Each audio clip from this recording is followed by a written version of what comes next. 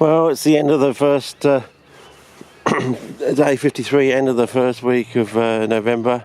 So usually the third week of October onwards is when they sort of these things are. I better get the spot colour on this.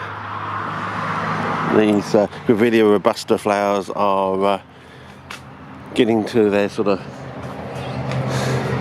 peak, and there'll be lots of nectar in this. And can you see the nectar in there? Can you see the nectar in those flowers? Well, it becomes even more profuse over the next few weeks, and you'll have all the butcher birds, all the nectar-loving birds. We'll have the nighttime possums going up there, you know, and we'll get bats as well, nice large brown bats. They glide silently from tree to tree in the neighbourhood. The callistemon or bottle brushes, Callistemon Robin Gordon. This is a special Adelaide type. So back to normal focus. Otherwise, I won't be getting good shots of those. That's getting to on the John Wayne, but as you can probably see, the possums really do like, or whatever the animal is, cutting these off and then sucking out the nectar on the ground. I believe anyway.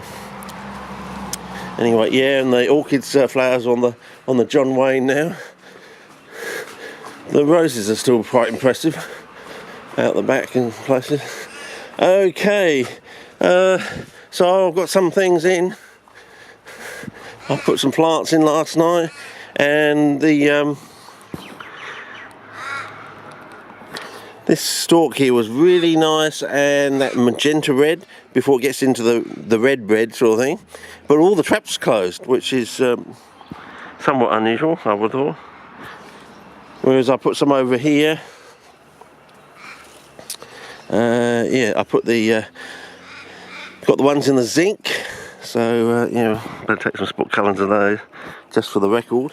So I put those in so we see how they go, sort of thing. Some little tiddly pop ones here and there, just to make them work harder, sort of thing. Okay, I've got to put the camera at an angle. Yeah, it's always the morning to mid-afternoon sun, and I put some more plants in here. So I think, I don't know how close I can get with the camera without touching that surface water to a certain degree, and one in there with hopefully a nice new leaf coming out eventually, but you know, it's a shop book, fellas, you know. You got to cut it some slack. It's a shop book. So we'll put them in, and this is just draining this one from its first flush. Still, that one's the best so far. Oh yes, this one maybe cross fingers, this might soon be putting out its first true leaf. I don't know. It's touch and go, fellas, touch and go. Whereas this one's just going so well, though the flower stalk is, I don't think it's going to get any bigger than that, fellas. I don't think that flower stalk's going to get any bigger. But I do like that. And this thing did the classic, bend back and on its prey item. I haven't seen that for quite a while, so it's also a good sign. So anyway, back to 49 area. So I'll just get on in and have a bite to eat, and so on and so forth, and then I didn't do that one. I've got to do that one. Yeah, and then I'll get on to doing the day 53 antics, which is doing the wax pot one, and setting up for the next one in the series over there, and then another one, and another one with the chalk calcium in it, and see how that goes. And see if I can finally punch through and just totally get the chalk out of the equation, basically, just punch through, touch all its buttons basically, and solve for all its problems. And I haven't done these two either. I've done that one, and I've done that one, but I haven't done these three, so I've got to go and do those, flush those. But yeah, got new leaves coming up. So they're well on the way, and they usually do get quite big after the flower stalk. If you leave the flower stalk on, you do get larger plants. They usually split too, and what with the hot weather, we should get some decently large traps, hopefully. Well, that's the theory anyway. If you keep the flower stalk on, you get the bonus of having, usually the plant at least splits into two, usually mirror images sort of thing. And maybe with like a small third plant on the side or something sometimes. And yeah, two mirror images and a little pup sort of thing. And all that energy in the flower stalk usually goes back in and you get some whopping great big traps. Usually, I don't know what I really mean by whopping, but larger than the normal pre-flower sort of trap sort of thing. That's what I'm basically trying to say. So yeah. Yeah, see, now we've got leaves coming out on two sides of the plant. Do you see that? We're on spot coloured, yeah. So that's probably going to split.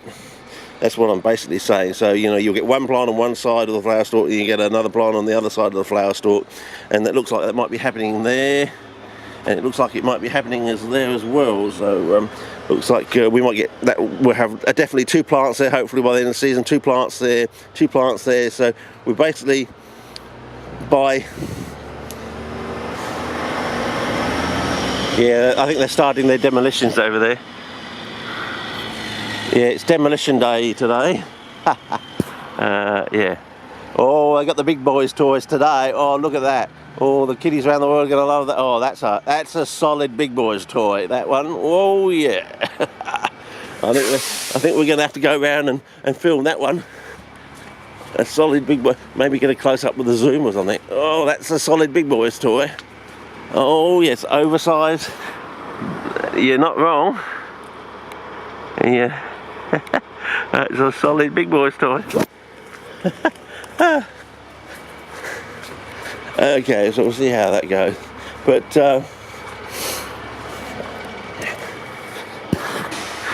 yeah.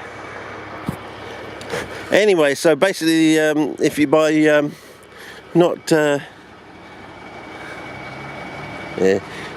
cutting the flower stalks off, basically you double your collection basically. So maybe that's also a bit of a con, getting you to cut the flower stalk off, getting you to actually try and use the flower stalk for cuttings.